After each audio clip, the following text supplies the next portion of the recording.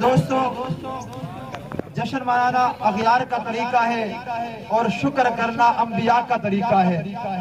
کوئی بھی نعمت ہمیں دی جائے اس پہ شکر ادا کیا جائے، اور ملک عظیم کو ایک بہت بڑی نعمت پہ اس پہ اللہ کا شکر ادا کیا جائے، اور اپنے ان بزرگوں کو، وہ چاہے علماء کرام میں سے ہوں یا عوام الناس میں سے ہوں، اس میں صرف یہی نہیں، میں آج یہ بھی واضح کرنا چاہتا ہوں کہ صرف علماء کرام نے قربانیاں نہیں دی۔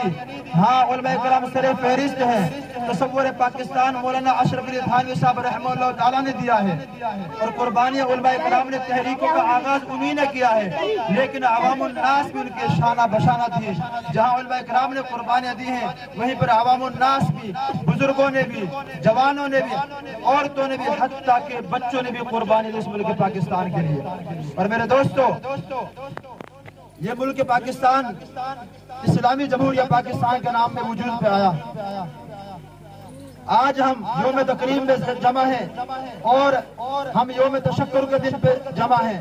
اس دن ہمیں شکر بھی ادا کرنا چاہیے اور خوشی بھی منانی چاہیے، لیکن میرے دوستوں میں یہ بات واضح کر دوں، آج مجھے خوشی منانے کا حق نہیں ہے۔ خوشی میں تب مناؤں کہ میرا ملک پاکستان عوام الناس کے لیے آزاد ہو۔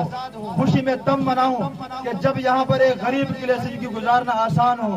خوشی میں آزادی کی تب مناؤں کہ جب یہاں وہ علماء کرام جنہوں نے قربانیاں دی ان کو 4 شیڈول میں ڈال دیا جاتا ہے، کتنے افرادوں کو اٹھا کر لاپتہ کر دیا جاتا ہے۔ خوشی میں تب مناؤں ان مدارس والوں نے قربانیاں دی، آج ان مدارس پر پابندیاں لگا دی جاتی ہیں اور کہا جاتا ہے یہ مدارس دہشت گردی کے اڈے ہیں۔ خوشی میں تب مناؤں جہاں کی بیٹیاں اور بہنیں محفوظ ہو، لیکن ایسا تو میں نے نہیں دیکھا۔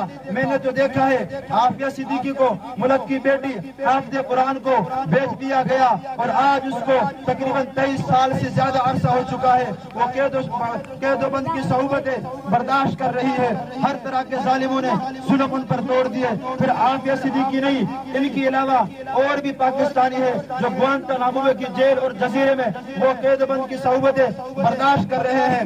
میں آزادی کا جشن تو تب مناؤں کہ میرے شارک جس کو علامہ، جس کو قائد اعظم محمد علی جناح رحمہ اللہ تعالیٰ نے فرمایا کشمیر تو پاکستان کے شارک ہے، اسے تو آزاد کرایا نہیں، اس کا تو سودا کر دیا گیا۔ میں کیسے کہوں کہ میں جشن مناؤں؟ میں جشن تب مناؤں کہ جب میرے ملک کے رکھوالے ان عوام الناس کے محافظ بنے، انہوں نے دل پہ گولیاں چلائی ہیں۔ خوشی میں تب مناؤں جب بلوچستان کے نوجوانوں کو ان کا اگر حق دے دیا جائے۔ میں خوشی تب مناؤں جب خیبر پختونخوا کے جوانوں کو ان کا حق دے دیا جائے۔ جاگ پنجابی جاگ کے نعرے کس نے لگائے؟ ہمیں سیاسی طور پہ پارٹیوں میں بانٹ دیا گیا، ہمیں صوبائیت اور لسانیت کے پارٹیوں میں بانٹ دیا گیا۔ میرے دوستو، یہ لوگ کہتے ہیں کہ مولوی تقریب کار ہے، میں کہتا ہوں ارے تم تقریب کار ہو۔ مولوی نے فرقہ ویرت نہیں پھیلائی، تمہاری سیاسی پارٹیوں نے جو فرقہ ویرت پھیلائی ہے وہ کسی مولوی نے بنا پھیلا سکی۔ ہم بتاتے ہیں ہم ملک کے لیے نکلے ہیں، ختم نبوت کے لیے نکلے ہیں، ہم نے دھرنے بھی دیے ہیں، ہم نے ریلیاں بھی نکالی ہیں۔ تم اپنے دھرنے دیکھو، اپنے ریلیاں دیکھو، بتاؤ املاک کو نیلام کرنے والے کون تھے؟ بتاؤ املاک کو آگ لگانے والے کون تھے؟ بتاؤ عہدے کس نے بیچے ہیں؟ بتاؤ ماں بیٹیوں کو کس نے نیلام کیا؟ میں خوشی تب مناؤں میں دیکھتا ہوں اپنے تھرپار کر کو، وہاں کی عورت 8-8 کلومیٹر دور سے پانی لے کر آتی ہے۔ ارے زرداری اور یہ سیاسی لوگوں کے کتے فراز کا پانی پیے، میری یہاں کی بہن کو جہاں کا پاکستان کا پانی نصیب نہ ہو، ان کی عورتیں پانی لینے کے لیے جائیں، رستے میں اپنا بچہ جن دے، میں کیسے خوشی مناؤں؟ میرے دوستو، یہ ملک پاکستان کو ہم سے چھین لیا گیا ہے، ہمارے حقوق کو مارا گیا ہے۔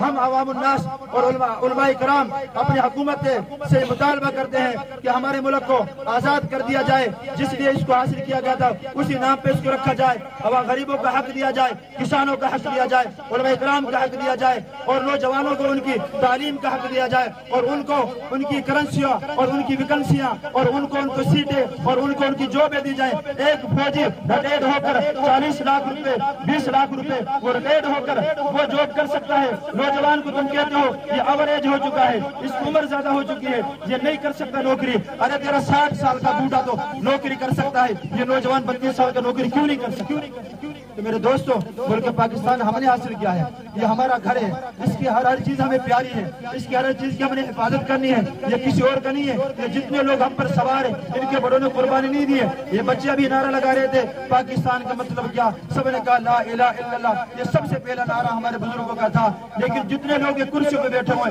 ایک بھی ان میں سے ایسے جس نے یہ نعرہ لگایا۔ نعرہ تکبیر، پاکستان پاکستان پاکستان کا مطلب کیا؟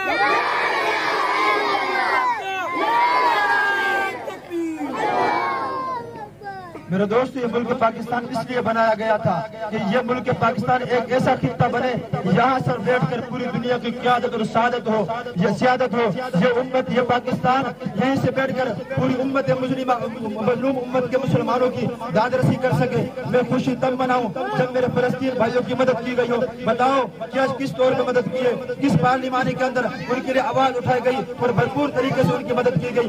ان پہ آج 82,000 ٹن بارود برسا دیا گیا، ان سے ان کا گھر چھین لیا گیا، ان سے ان کی ماں سے چھوٹے چھوٹے نہتے بچوں کو ذبح کر دیا گیا، ان کی عورتوں کو، ان کے بچوں کو گھروں سے نکال دیا گیا، بیت المقدس کو ان سے چھین لیا گیا۔ میرے دوستو 40,000 سے زیادہ فلسطینی کو شہید کر دیا گیا۔ 315 دن تقریباً گزر چکے ہیں، مسلسل ان پہ بارود، ان کا کھانا پینا پانی بند۔ ہاں اگر مدد کی ہے ان عوام الناس نے مدد کی ہے، ان مولویوں نے ان کے فنڈ جمع کیے وہاں پر بھیجے ہیں، تب بھی ان مولویوں پہ مقدمے ہوئے ہیں جو ان کی مدد کرتے رہے۔ میرے دوستو مجھے خوشی منانے کا کوئی حق حاصل نہیں ہے، ہم سے جینے کا بھی حق چھین لیا گیا ہے، اس لیے ہم نے دوبارہ سے جاگنا ہے اور اپنے ملک پاکستان کو بچانا ہے، اس کو اسلامی ملک بنانا ہے۔ ہم نے اس آدمی کا، اس جماعت کا، ان تحریکوں کا ساتھ دینا ہے جو ملک پاکستان کے لیے خالص اور مخلص ہے۔ ہم نے آج اپنے شہداء کے لیے ایصال ثواب کرنا ہے، ان کی درجات کی بلندی کی دعا کرنی ہے۔ ہم نے آج ملک پاکستان کی سلامتی کی، اس کی معیشت کی، اس کے معاش کی دعائیں کرنی ہے کہ اللہ ہمارے